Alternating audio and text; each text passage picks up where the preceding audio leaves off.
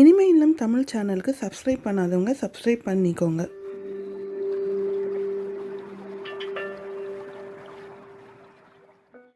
Hello friends, எல்லோரும் எப்படி இருக்கீங்க? இஸ்லாமியர்கள் வீட்டு விசேஷங்களில் பண்டிகை காலங்களில் ரொம்ப பிரபலமாக அதிகமாக செய்யக்கூடிய ஹரீரா பாதாம் மில்க் தான் நான் இன்றைக்கி உங்களுக்கு செஞ்சு காமிக்க போகிறேன். இது ரிச் டேஸ்ட்டாக ஹை கண்டென்ட்டாக ரொம்ப சுவையாக இருக்கும். இதை ஈஸியாகவும் செய்யலாம். நீங்களும் இதை பார்த்து உங்கள் விசேஷங்களையும் பண்டிகைகளும் செஞ்சு பாருங்கள். ஹரிரா ட்ரிங்க் செய்ய முதல்ல 2 பொருட்களை முன்கூட்டியே நம்ம ஊற வைக்கணும்.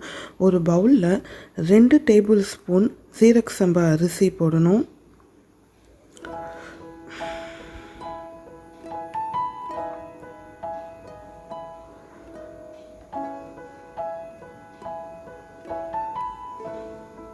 அப்புறம் 1.5 ஸ்பூன் கசகசா.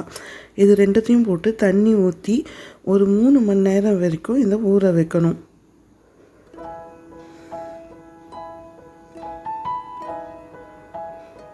நான் நல்லா கலந்துக்கிறேன். முதல்ல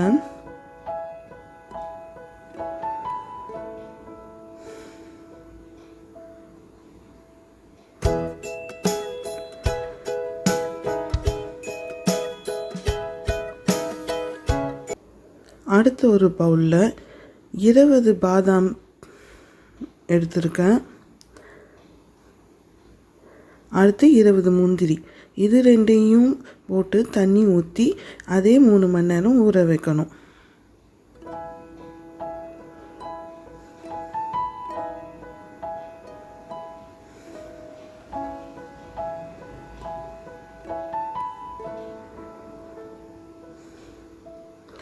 இப்போது 1/2 லிட்டர் பாக்கெட் பாலில் ஒரு அடிகனமான பாத்திரத்தில் ஊற்றி 1 டம்ளர் அளவுக்கு தண்ணி ஊற்றியிருக்கேன். இது அடுப்பில் நல்லா காய்ச்சிக்கிறேன்.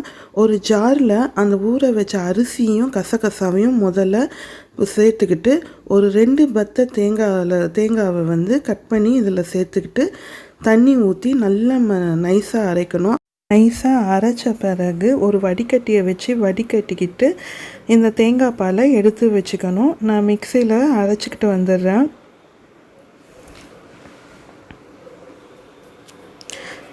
அதை அரைச்சிக்கிட்டேன். இப்போ ஒரு வடிகட்டியை வச்சு இதை வடிகட்டிக்கிறேன். நல்லா திக்காக எடுத்துக்கணும். நான் 1/2 டம்ளர் தண்ணி தான் ஊற்றினேன். இதை வடிகட்டி வச்சுக்கிட்டேன். இருக்கட்டும். அடுத்து ஒரு ஜாரில் ஊற வச்ச பாதாமையும் முந்திரியும் சேர்த்துக்கணும். நான் பாதாமை நல்லா தோல் நீக்கி இருக்கேன். ஊற வச்சோன்னே அது நல்லா ஈஸியாக வந்துடுச்சு. இப்போ இதையும் சேர்த்து கொஞ்சம் தண்ணி சேர்த்து நான் அரைச்சிக்கிறேன். பாதாம் முந்திரி பருப்பையும் நல்லா நைஸாக அரைச்சிக்கிட்டேன். இப்போ இந்த தேங்காய் பாலோட இதையும் சேர்த்துக்கிட்டு கொஞ்சம் ஜாரை கழுவி தண்ணி ஊற்றிக்கிட்டேன். இப்போ இதையும் நல்லா கலந்துக்கிட்டு இப்போ கொதிக்கிற பால் கூட இதையும் சேர்த்துக்கணும். சேர்த்து நல்லா அடி பிடிக்காத அளவுக்கு கிண்டி விடணும். இப்போ இதை நான் இதில் சேர்த்துக்கிட்டேன் பாலோட. அதை கேப்சர் பண்ண முடியல. இப்போது 250 கிராம் சர்க்கரையை சேர்த்துக்கிறேன். சேர்த்துக்கிட்டு நல்லா அடி பிடிக்காத அளவுக்கு இதை கிண்டி விடணும். 10லேருந்து 15 நிமிஷம் வரைக்கும் இதை நல்லா கிண்டணும். தேங்காய் பால் சர்க்கரை எல்லாம் போட்டு நல்லா கிண்டிக்கிட்டே இருக்கணும். பக்கத்துலேயே இருந்து கிண்டணும். அடி பிடிச்சிச்சின்னா ஹரீராவோட டேஸ்ட் மாறிடும். இப்போ கண்டென்ஸ் மில்க் 150 ml சேர்த்துக்கிறேன். இது நல்லா ஒரு திக்னஸை கொடுக்கும். நல்லா ஃப்ளேவராக இருக்கும். இதையும் போட்டுக்கிட்டு ஒரு 5 நிமிஷம் வரைக்கும் கிண்டுறேன். நல்லா கிண்டி சிம்மிலே வச்சு நல்லா கிண்டிக்கணும். நல்லா கொதி வந்த உடனே நம்ம அடுப்பை அணைச்சிடலாம். கொதி வந்துடுச்சு. இப்போ நான் இதை இறக்கிக்கிறேன்.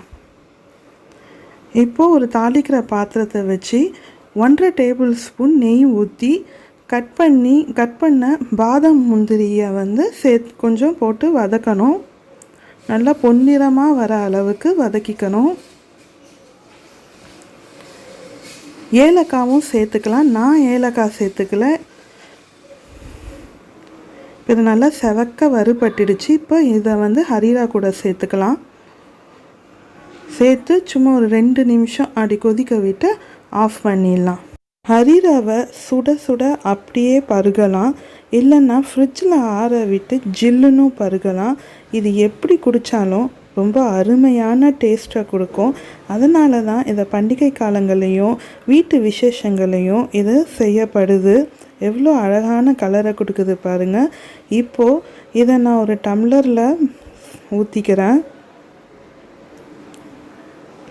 நிறைய அயன், கால்சியம், ப்ரோட்டீன்ஸ் எல்லாமே இதில் அடங்கியிருக்கு. அதே சமயத்தில் இது ஹை கேலரிஸ் கூட. வெயிட் கெயின் பண்ணணும்னு நினைக்கிறவங்க இதை 2 நாளைக்கு ஒரு முறை குடிச்சிங்கன்னா நல்ல வெயிட் கெயின் ஆவீங்க. கண்டிப்பாக இதை நீங்கள் வீட்டில் ட்ரை பண்ணுங்கள். இதை நான் ஈத் ஸ்பெஷலாக செஞ்சுருக்கேன். ஃப்ரெண்ட்ஸ், இந்த ஹரிரா ட்ரிங்க் உங்களுக்கு ரொம்ப பிடிச்சிருக்குன்னு நம்புகிறேன். இந்த வீடியோ உங்களுக்கு பிடிச்சிருந்ததுன்னா லைக் பண்ணுங்கள், ஷேர் பண்ணுங்கள், கமெண்ட் பண்ணுங்கள், சப்ஸ்கிரைப் பண்ணுங்கள். சப்ஸ்கிரைப் பண்ணி பக்கத்தில் இருக்கிற பெல் ஐக்கான் பட்டனை மறக்காமல் கிளிக் பண்ணி ஆல்ன்ற ஆப்ஷனை கொடுங்க. அப்போ தான் நான் போடுற எல்லா வீடியோ நோட்டிஃபிகேஷனும் உங்கள் மொபைலுக்கு வந்து சேரும். வீடியோ பார்த்ததற்கு நன்றி. Take care.